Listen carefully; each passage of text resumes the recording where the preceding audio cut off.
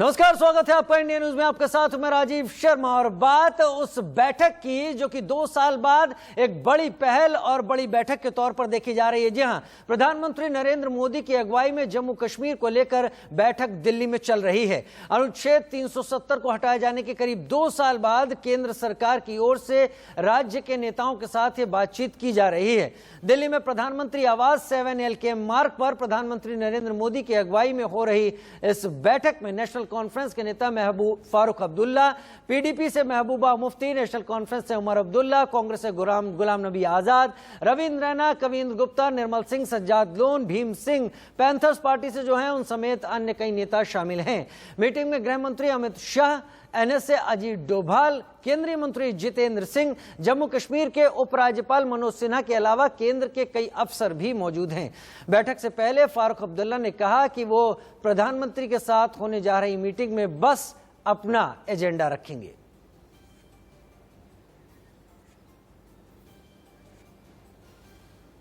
और इस बीच इस वक्त की बड़ी खबर, जम्मू कश्मीर पर प्रधानमंत्री की बैठक इस वक्त चल रही है। बैठक में राज्य के विकास पर एक फिल्म भी दिखाई गई। जम्मू कश्मीर वैक्सीनेशन में सबसे आगे है। बिजली सड़क निर्माण का ब्यौरा दिया गया। राज्य में रेलवे के विकास का भी इस फिल्म के दौरान जिक्र किया गया। इससे पहले कि मुद्दों को लेकर बातचीत हो, अब तक क्या कुछ हुआ है राज्य में और क्या कुछ किया गया है, उस बारे में तमाम नेताओं के सामने एक खाका रखा जा रहा है। केंद्र का मिशन कश्मीर 2.0, जम्मू कश्मीर में विकास की बात या चुनाव को लेकर तमाम तैयारियां, गुपकार नेताओं संग प्रधानमंत्री का मंथन। लेकिन सवाल बड़ा ये कि क्या अब तक अलग अलग रहे सुर एक जैसे रहेंगे, यही बड़ा सवाल है। लिहाजा 7L के मार्ग प्रधानमंत्री आवास पर इस वक्त जम्मू कश्मीर के 14 नेताओं के साथ एक बड़ी मीटिंग चल रही है। प्रेसिडेंट है अपनी पार्टी के, उनको हक है जो बोलने का है। मैं उसके बारे में क्यों कहूँ, वो तो उनने कहा, मैं क्यों कहूँ उसके बारे में। एजेंडा क्या है? मेरा जो एजेंडा है मैं वहाँ से बात करके आपको बताऊँ। महबूबा जी प्रेसिडेंट है अपनी पार्टी के, उनको हक है जो बोलने का है। मैं उसके बारे में क्यों कहूँ, वो तो उनने कहा, मैं क्यों कहूँ उसके बारे में। एजेंडा क्या है? मेरा जो एजेंडा है मैं वहाँ से बात करके आपको बताऊँ। प्रधानमंत्री के साथ मीटिंग में ना बुलाए जाने को लेकर कश्मीरी पंडित भी नाराज दिखाई दे रहे हैं। कश्मीरी पंडितों का कहना है कि उनका भी प्रतिनिधि इस वार्ता के बीच होना चाहिए था। अब जम्मू और कश्मीर को लेकर प्रधानमंत्री बात कर रहे हैं तो कश्मीरी पंडितों का पक्ष भी सुना जाना चाहिए।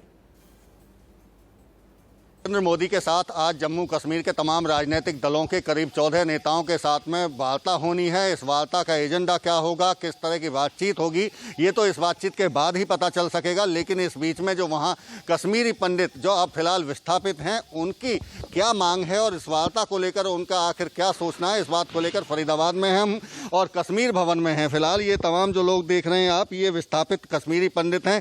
लेकिन आज की जो वार्ता है उसको लेकर ये इनका क्या कहना है, इनसे बात कर लेते हैं। खुद क्या नाम है आपका? अजय काक नाम है जी मेरा। अजय जी, आज वार्ता होनी है, तमाम जो जम्मू कश्मीर के नेता हैं वो दिल्ली पहुंचे हैं, प्रधानमंत्री से वार्ता होगी उनकी।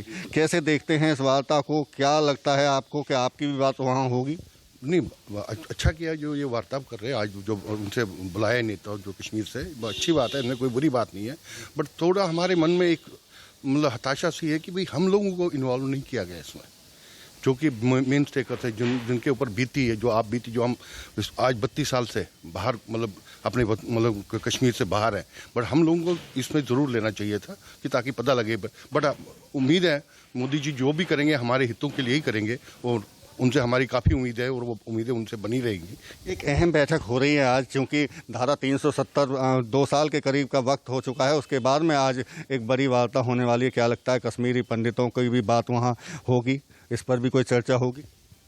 कश्मीरी पंडितों की बात कौन करेगा वहाँ पे, ये तो बहुत बड़ा सवाल है, निशान है, कौन करेगा। लेकिन करनी ज़रूर चाहिए क्योंकि वो एक मेन स्टेक होल्डर है इसमें। जो भी वहाँ पे जो भी उथल पुथल वहाँ पे हो गई है, उसका मेन टारगेट कश्मीर पंडित ही है। वो वहाँ से निकल के आ गए और अगर आपको पॉलिटिकल प्रोसेस वहाँ शुरू करनी है, वो political process without Kashmiri pandits के बिना नहीं हो सकती। क्योंकि अगर आप कश्मीरियत बोलते हो और विदाउट कश्मीरी पंडित प्रोसेस शुरू कर रहे हो तो व्हाट कश्मीरियत इज दिस। तो वी आर एक्सपेक्टिंग कि वहाँ पे जो कुछ भी होगा, जो भी कुछ डिस्कशन होगा, वहाँ पे हमारे interests will be kept in view. इस वार्ता से उम्मीद है कि वो भी केंद्र बिंदु में रहेंगे और उनकी बात को जरूर सुना जाएगा। लेकिन कहीं ना कहीं इस बात को लेकर आहत और मलाल जरूर दिखता है इन लोगों को कि जब कश्मीरी नेताओं को वहां बुलाया गया है तो कश्मीरी पंडितों की तरफ से भी कोई ना कोई प्रतिनिधि उनका इस वार्ता के बीच में होना चाहिए, क्योंकि कश्मीरियत यानी कि कश्मीरी पंडितों से जोड़कर देखा जाता है। फरीदाबाद से देवेंद्र कौशिक, इंडिया न्यूज। और हमारे साथ इस वक्त हमारे 4 साथी जुड़ रहे हैं जो लगातार इस मीटिंग के ऊपर अलग अलग जगह से निगाह रखे हुए हैं। मेरे साथ जुड़ रहे हैं आरिश बिलाल श्रीनगर से, मेरे साथ जुड़ रहे हैं राकेश सिंह दिल्ली से, मेरे साथ जुड़ रहे हैं पुलकित नागर दिल्ली से, और साथ ही सुमित दुबे वो भी मेरे साथ दिल्ली से जुड़ रहे हैं। क्योंकि मौका बड़ा है, बड़ी पहल है, बड़ी बैठक है। 2 साल बाद राज्य की राजनीतिक जो वहां पर पूरी बैटरी है, वो तमाम नेता हैं, अलग अलग दलों के नेता हैं, उन्हें बुलाने के पीछे मकसद क्या रहा होगा, एजेंडा सामने नहीं रखा गया, लेकिन तमाम चीजें निकलकर सामने आ रही हैं। सबसे पहले राकेश सिंह आपका ही रुख करूंगा, ये बताइए कि अब मीटिंग इस वक्त चल रही है, तमाम प्रेजेंटेशन दिए जा रहे हैं, राज्य में अब तक क्या हुआ इन 2 सालों के बीच में, वो इन तमाम लीडरान के सामने रखा जा रहा है। ये जो बातचीत अभी जिस स्तर पर पहुंची है, यहां पर अब तक आप क्या देख पाए हैं? क्या दोनों ही पक्ष जिन्होंने कदम आगे बढ़ाए हैं गले मिलते हुए दिखेंगे?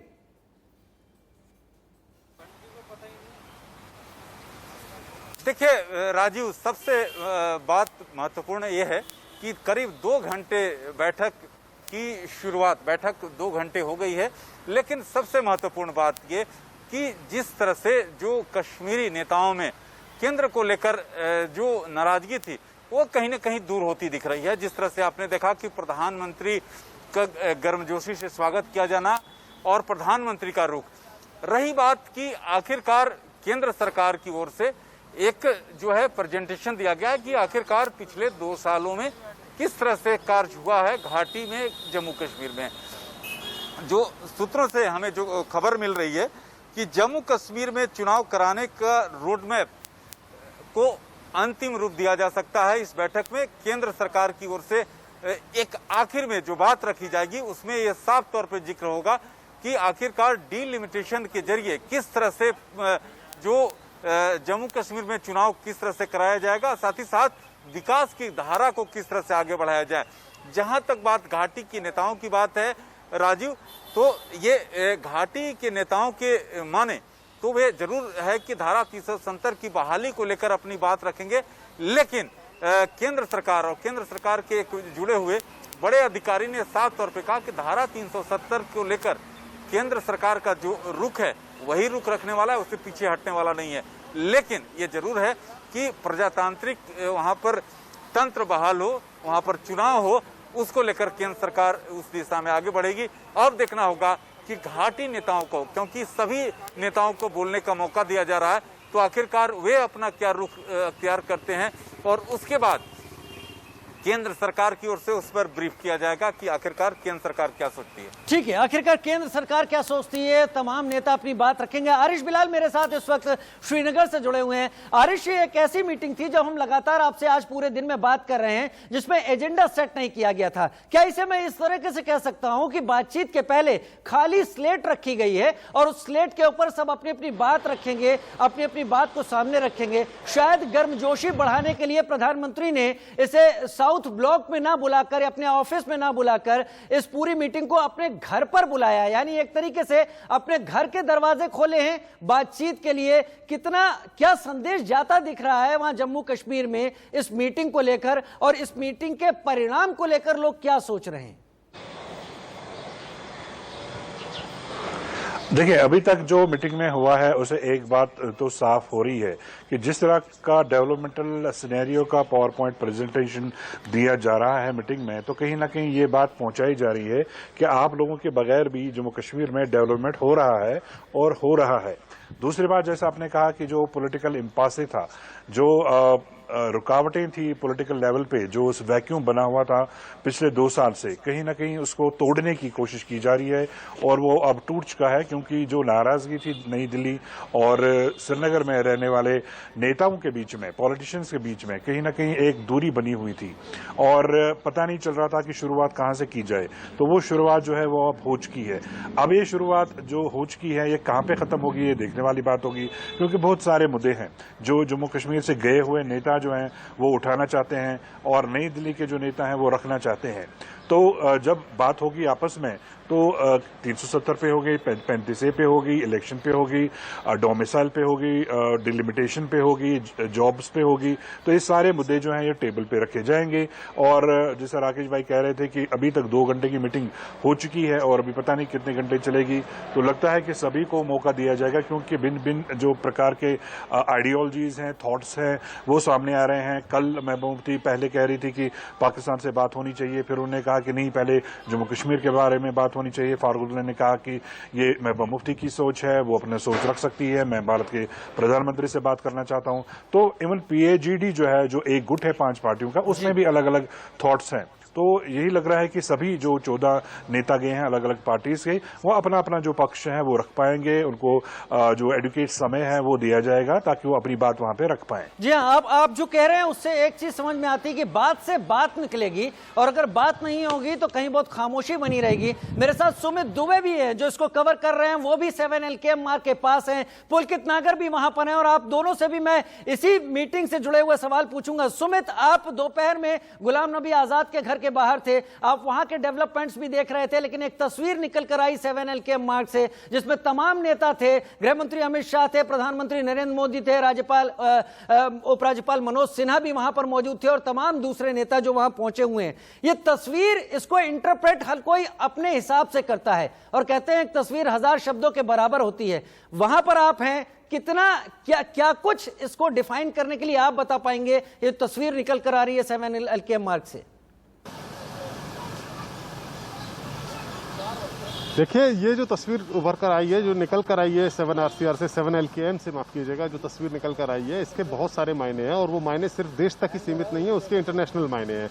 हम सभी जानते हैं कि कश्मीर का मसला इंटरनेशनली कितना ज़्यादा चर्चा में रहा है, कश्मीर का इशू। और जब 2019 में आर्टिकल 370 को एब्रोगेट किया गया था, उस वक्त भी इंटरनेशनल लेवल पर बहुत ज़्यादा चर्चाओं में आया था और उसके बाद से एक तरीके से कहा जा सकता है कि पॉलिटिकल प्रोसेस पूरी तरीके से कश्मीर में बंद हो गया था। सरकार ने यूनियन टेरिटरी बना दिया, उसका स्टेट का दर्जा उसका घटाकर उसको यूनियन टेरिटरी बना दिया और उसके बाद वहाँ पर डेवलपमेंट के लिए जो लोकल इलेक्शंस होते हैं, डिस्ट्रिक्ट डेवलपमेंट काउंसिल और ब्लॉक डेवलपमेंट काउंसिल, उसके इलेक्शन करवाए। शुरुआत में ये जो दल हैं जो आज दिखाई दे रहे हैं, चाहे वो PDP हो या फिर नेशनल कॉन्फ्रेंस हो, इन लोगों ने शुरुआत में कहा था कि हम पार्टिसिपेट नहीं करेंगे उस प्रोसेस में, लेकिन पार्टिसिपेट किया। हालांकि इनका एक गुपकार अलायंस है, जो अलायंस कहता है कि 370 की बहाली होनी चाहिए, स्पेशल स्टेटस की बहाली होनी चाहिए, लेकिन उसके बावजूद इन लोगों का यहाँ पर आना, चाहे महबूबा मुफ्ती हो, फारूक अब्दुल्ला हो, इनका यहाँ पर आना, सरकार के साथ बातचीत करना और एक इतने अच्छे माहौल में बातचीत करना, इससे एक जो पिक्चर निकल कर जा रही है उसके मायने न सिर्फ देश में भी होंगे अहम और इंटरनेशनल लेवल पर भी अहम ज़्यादा होंगे, क्योंकि एक मैसेज जाएगा यहाँ से कि भारत सरकार की कोशिश जम्मू कश्मीर में 370 को हटाने के बाद अब इस पूरे प्रोसेस को एक तरीके से डेमोक्रेटिक प्रोसेस को स्टार्ट करने की है।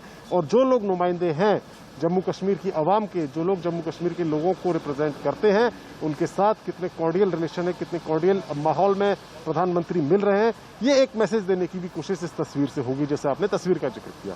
तस्वीर से होगी, एक मैसेज देने की कोशिश होगी और मैसेज इस बात का भी कि अगर कदम बढ़े हैं तो गले मिलने के लिए भी हमारे पास संभावनाएं हैं। पुलकित मेरे साथ इस वक्त जुड़े हुए हैं। पुलकित, पिछले कई वक्त से आप दिल्ली में रिपोर्ट कर रहे हैं, तमाम जगह आपने रिपोर्टिंग की हुई है और दिल्ली में आप इन तमाम नेताओं में से कईयों से मिले भी हुए हैं। उसके साथ आप इस जम्मू कश्मीर के जो नेताओं को बुलाया जा रहा है जम्मू कश्मीर की स्थिति में, उसके एक ऐसे हिस्से से भी मिले हुए हैं जिसे कश्मीरी पंडित कहा जाता है, जो एक लंबे वक्त से विस्थापित है। यहां पर आज सवाल यह भी उठने शुरू हो गए हैं कश्मीरी पंडितों की तरफ से कि उनका कहना है कि अगर इतना बड़ी पहल की जा रही है, इतना बड़ा गतिरोध तोड़ने की कोशिश की जा रही है, तो कश्मीरी पंडितों को किनारे क्यों रखा जाता है? इन दोनों चीजों को समझाते हुए हमारे दर्शकों को बताइए कि इस पूरी मीटिंग में में क्या केवल राजनीतिक जो लोग हैं वही मिलकर जम्मू कश्मीर के विकास या राजनीतिक गेट को खोलने की कोशिश में लगे हैं, या फिर आगे आने वाले दिनों में ऐसी संभावनाएं बनेंगी कि कश्मीरी पंडितों को भी शामिल किया जाएगा इस सब में? देखिए, अगर आप देखें तो पिछले कई सालों में केंद्र सरकार के तमाम मंत्री कश्मीरी पंडितों के अधिकार की बात उठाते रहे।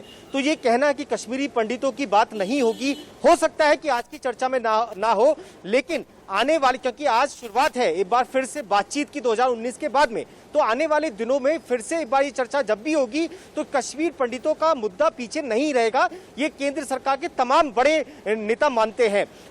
एक चीज और समझने वाली है, अगर हम देखें कि 2019 में जब 370 को खत्म किया गया था, तो उस समय जो आज प्रधानमंत्री के साथ चेहरे नजर आ रहे हैं, चाहे वो फारूक हो, उमर अब्दुल्ला हो, महबूबा मुफ्ती हो, ये तमाम वो लोग थे जो कश्मीर के विकास की बात करते हुए धारा 370 खत्म किए जाने का विरोध कर रहे थे।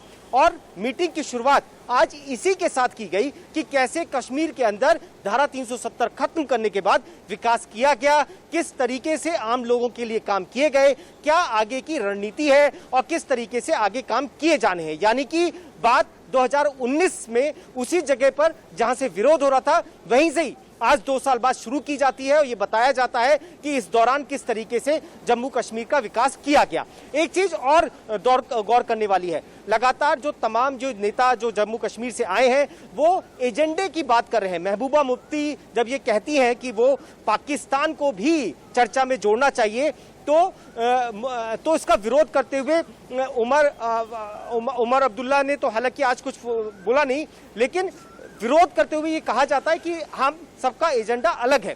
तो कोशिश ये की जा रही है कि तमाम लोग अपनी अपनी बातों को आज प्रधानमंत्री के सामने रख सकें।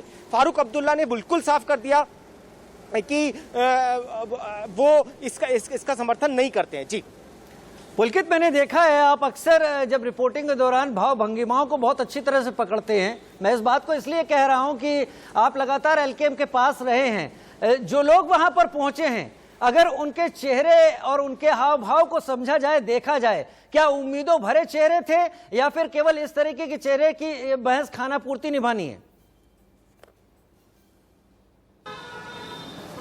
देखिए, आज जब इस मीटिंग से पहले मैंने फारूक अब्दुल्ला को देखा, उमर अब्दुल्ला को देखा, इन दोनों की करीब 1 घंटे एक साथ बैठक चली। सबसे पहले फारूक अब्दुल्ला आए, उन्होंने एयरपोर्ट पर दिल्ली पर में उतरते ही जो सबसे पहला संदेश देने की कोशिश की तो वो वतन का, अपने प्रधानमंत्री का और जम्मू कश्मीर के विकास का देने की कोशिश की, और चेहरे पर इन चीजों को लेकर भाव भी थे। उसके बाद करीब 1 घंटे तक फारूक अब्दुल्ला और उमर अब्दुल्ला की बैठक हुई। उसके बाद जब वो बाहर निकले तो उन्होंने फिर से यही संदेश दिया कि उनका ध्यान, उनका ज्यादा फोकस जम्मू कश्मीर के विकास को लेकर है। प्रधानमंत्री के सामने वो क्या एजेंडा रखेंगे वो मीटिंग के बाद में तमाम लोगों को साफ करते हुए नजर आएंगे। ये बात अब्दुल्ला की तरफ से कही गई। अब जो भाव था वो जाहिर तौर पर ये सोच के साथ था कि जम्मू कश्मीर में जितने भी तमाम मुद्दे पिछले 2 सालों में उठे, धारा 370 जिस तरीके से खत्म हुई, उसके बाद में तमाम नेता जो विरोध करते हुए आए, आज एक बड़ा मौका है इन तमाम लोगों को अपनी बात रखने का प्रधानमंत्री नरेंद्र मोदी के सामने। आप लोग बने रहिए हमारे साथ।